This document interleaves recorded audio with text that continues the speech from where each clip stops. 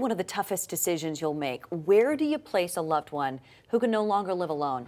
News 4 Investigates Lindsey Bramson found some assisted living facilities and nursing homes may not be as safe as you think. Effie Collins was one of those people you couldn't help but want to be around. She loved life. She loved people.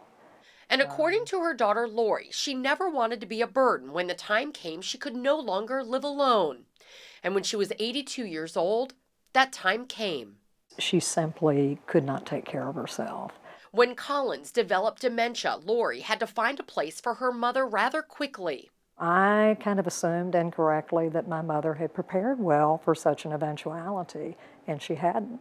Leaving Lori with very few options.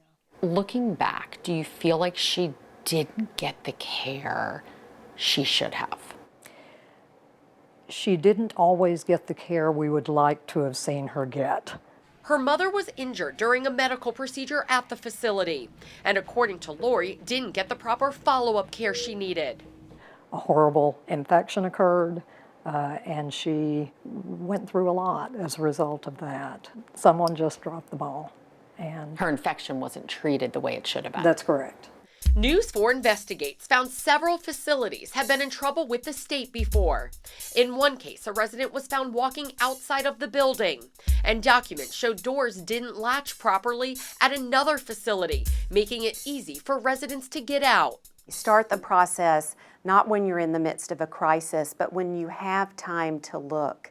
Grace Smith with the Council on Aging says it's important to have a plan in place. Do your research, visit facilities in person, and ask questions about staffing. If you could go back, what would you do differently?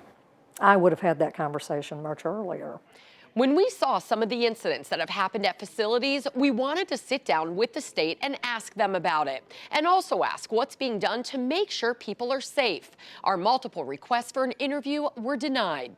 However, we did find out Tennessee law requires these facilities be inspected at least once every 15 months. You can also view disciplinary records and report a complaint online. We have all the information on how to do that on our website right now. Just go to WSMV.com. For News 4 Investigates, I'm Lindsey Bramson.